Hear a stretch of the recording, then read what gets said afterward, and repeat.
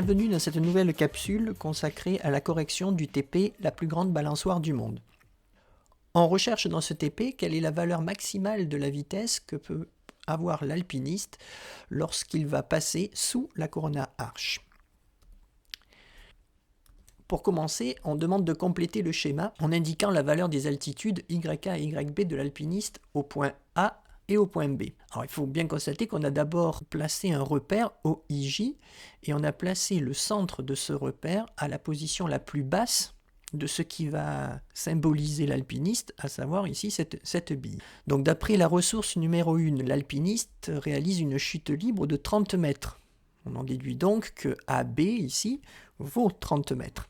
Mais on indique également dans cette ressource 1 que la corde a une longueur de 45 mètres. On en déduit donc que par rapport à O, A a une altitude de 45 mètres. Il est alors facile de déterminer quelle est l'altitude de B, c'est-à-dire la coordonnée de B dans le repère OIJ. Eh bien, il suffit de faire une soustraction.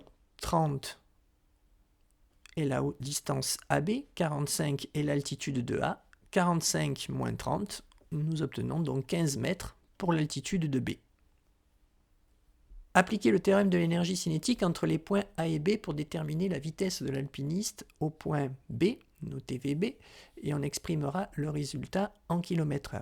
Alors avant d'appliquer le théorème de l'énergie cinétique, il faut bien préciser quel est le système que l'on étudie et dans quel référentiel on l'étudie. Donc on étudie l'alpiniste, qu'on va supposer juste ponctuel, d'après la ressource qui est donnée. On connaît sa masse qui est de 80 kg et on va donc étudier son mouvement dans un référentiel terrestre, par exemple lié au sol. L'alpiniste est en chute libre, on avait déjà vu qu'il n'est donc alors soumis qu'à une seule force, son poids. Du coup, si on applique le théorème de l'énergie cinétique entre les points A et les points B, la variation d'énergie cinétique entre donc les deux positions, position initiale, la position A et la position B, c'est l'énergie cinétique au point B moins l'énergie cinétique au point A. Et c'est égal à la somme des travaux de toutes les forces. Mais comme le système n'est soumis qu'à son poids, eh bien la somme des travaux des forces se résume à une seule force, celle de son poids. On peut alors donc maintenant expliciter les deux énergies cinétiques. L'énergie cinétique au point B, c'est donc 1/2 de mvb carré. Comme la vitesse au point A est nulle, eh bien son énergie cinétique est forcément nulle aussi. Et on avait déjà vu en cours que l'expression du travail de P se note m fois g fois donc la coordonnée du point A suivant y, yk, moins celle de B, yb. Il y a des simplifications qui sont possibles. Ici, nous avons la masse exprimée des deux côtés de l'égalité. On peut donc simplifier par la masse B carré qui est égal à 2 fois G fois l'altitude au point A moins l'altitude au point B. Pour passer de là à là, il a fallu aussi faire passer le 2 qui est ici de l'autre côté de l'égalité. Mais nous avons VB au carré, donc il faut prendre la racine carrée de cette valeur et remplacer par les valeurs. Ici, il n'y a pas de conversion particulière, tout est exprimé dans la bonne unité. Pour passer des mètres par seconde au km/h, on pensait à multiplier par 3,6. On en déduit donc que la vitesse de l'alpiniste au point B vaut donc 87 km/h. Dans la ressource 4, on a ce document-là. En abscisse le temps, en ordonnée les énergies.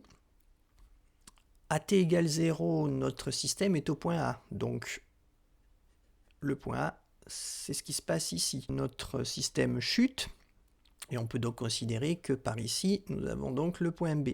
Donc, au cours de la chute, qu'est-ce que l'on constate ? L'énergie cinétique augmente de A à B.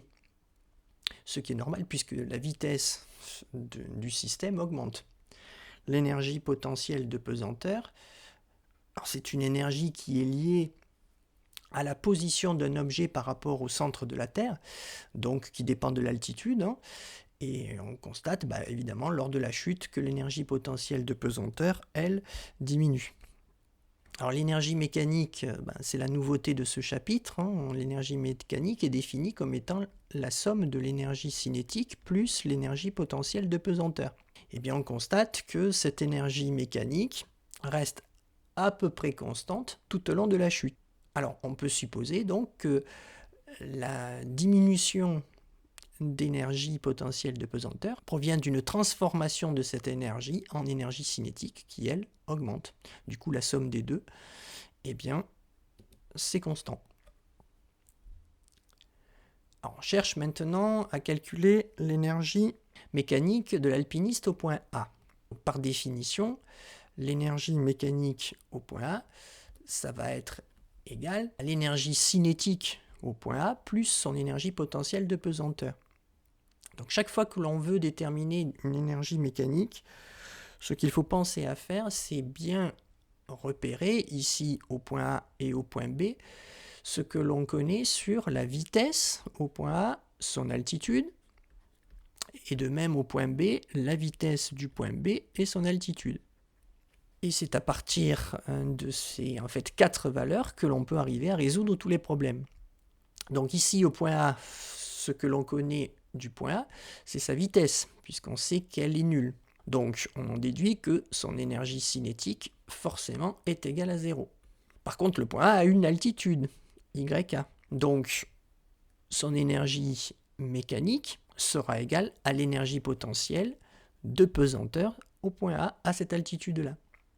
Alors l'énergie potentielle de pesanteur au point A, c'est quoi? D'après la ressource, c'est m fois g fois yk. La masse en kilogrammes, g, c'est l'intensité de la pesanteur, 9,8 newtons par kilogramme, et yk, c'est une valeur qui doit toujours s'exprimer en mètres. Cela nous donne donc 3,5 fois 10 puissance 4 joules. Alors attention, 10 puissance 4 écrit comme ceci.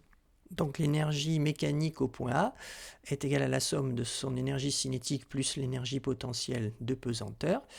Donc 3,5 fois 10 puissance 4 joules. On veut retrouver la valeur de la vitesse au point B, mais ce coup-ci en utilisant l'énergie mécanique de l'alpiniste au point B. Comme il y a conservation de l'énergie mécanique entre A et B, l'énergie mécanique au point A, c'est la même que celle au point B. Mais au point B, on connaît l'altitude du point B. On peut donc déterminer son énergie potentielle de pesanteur. Et comme l'énergie mécanique est égale à l'énergie cinétique plus l'énergie potentielle de pesanteur, on pourra alors déterminer l'énergie cinétique au point B puis sa vitesse. Donc pour avoir l'énergie cinétique, l'énergie mécanique au point B moins l'énergie potentielle de pesanteur au point B. L'énergie mécanique au point B, c'est cette valeur-là, moins m fois g fois yb. On trouve donc 2,3 fois 10 puissance 4 joules. Ça, c'est l'énergie cinétique au point B. Mais par définition, l'énergie cinétique, c'est 1/2 de m fois vb au carré. Alors attention, un petit bug ici, au carré. On en déduit donc que vb au carré est égal à 2 fois ECB sur M. En prenant la racine carrée, on obtient donc une valeur proche de celle, voire même égale à celle que l'on a obtenue tout à l'heure, à savoir 24 mètres par seconde.